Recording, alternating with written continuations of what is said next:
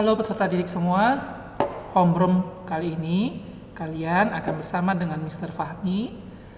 Tema homeroom hari ini adalah dampak perkembangan teknologi selama masa pandemi COVID-19. Nah, peserta didik semua, sebelum mulai, Sir punya sebuah video. Mari kita saksikan bersama-sama terlebih dahulu. Technology, its impact on your world of work. The world of work is constantly changing. 65% of children entering primary school today will be doing new jobs that don't yet exist. Technologies that haven't yet been invented will solve problems that aren't even problems yet. You are part of the fourth industrial revolution. Technology is changing quickly. It affects most things you do in life and will impact how you work in the future. What you think is modern and technologically advanced now might look old and slow in 5 to 10 years' time. Think about how the iPhone has changed over the last 10 years. So just imagine what the future of mobile technology could be. New roles are emerging all the time. Just think about the jobs of today that didn't exist 10 years ago. Jobs such as an app developer, social media consultant, and 3D printing engineer. Some of the tech predictions of the future include 10% of the world's population will be wearing clothes connected to the internet. By 2026, smart clothing will be available that changes color and shape and keeps you cool or warm. Artificial intelligence already exists among us in our everyday lives, and whilst they are predicted to take some human jobs, they still need humans to control and program them. Think about those in charge of controlling space robots, police robots, or controlling a robotic arm during surgery. Within 15 years, some things AI and robots are expected to do include driving cars, shopping, and cooking for us. Some of the jobs we know today will be considered being high risk for future automation. The jobs are there, just in a different and technological way. And remember, employees of the future need the skills to do the things that AI cannot easily do: critical thinking, emotional intelligence, and creativity. Some of the digital technology jobs that exist today include cybersecurity specialists, big data analysts, coders, and software engineers. Think, digital technology jobs are on the rise. Wales is playing its part at the cutting edge of new technology. The Academy of Robotics based at Aberystwyth University is aiming to have their driverless car go to deliver packages ready for testing in 2018.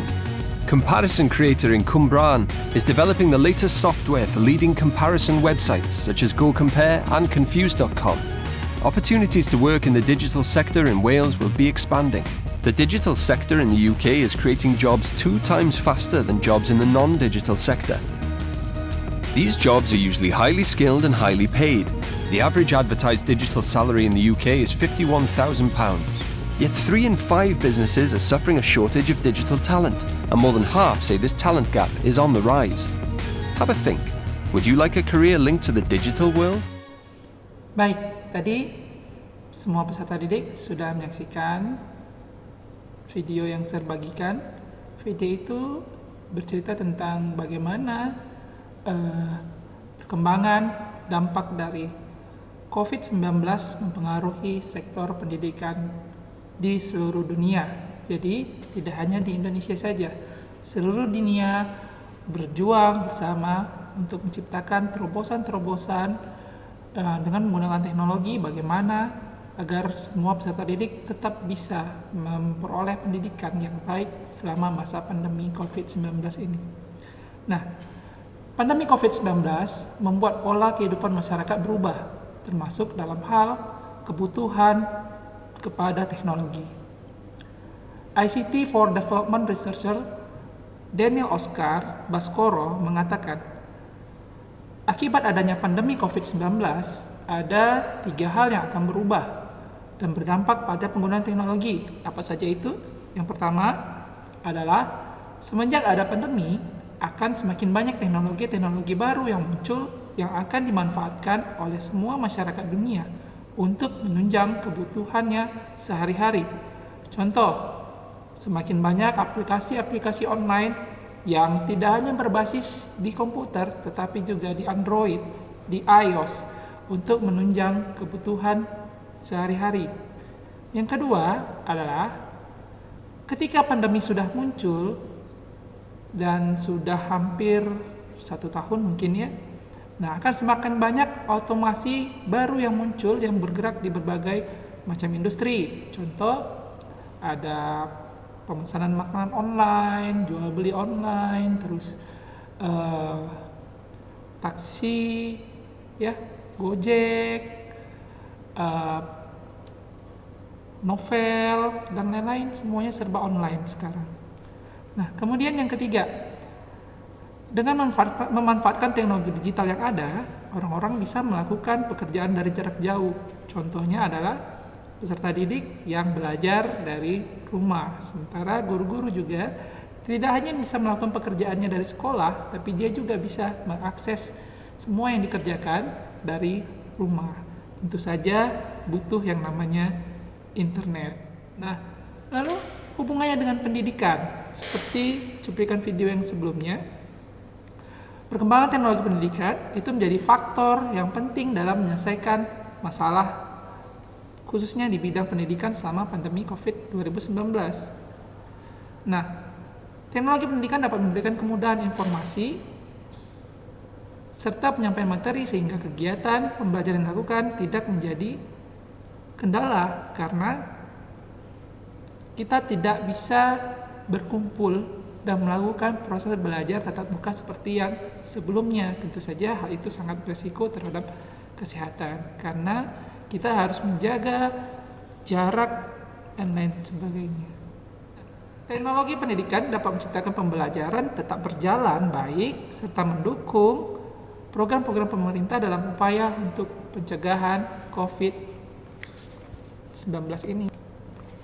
Lalu apa saja dampak perkembangan teknologi selama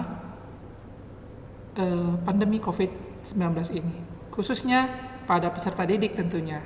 Nah, yang pertama kita bahas dulu adalah dampak positif. Dampak positifnya, peserta didik tentu saja memiliki banyak waktu luang bersama di keluarga.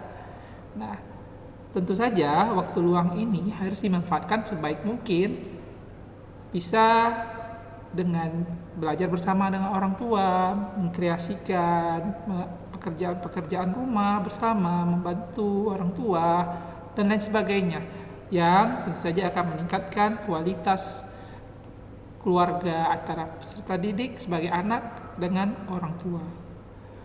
Yang kedua adalah metode belajar yang variatif, ketimbang peserta didik hanya berada dalam kelas.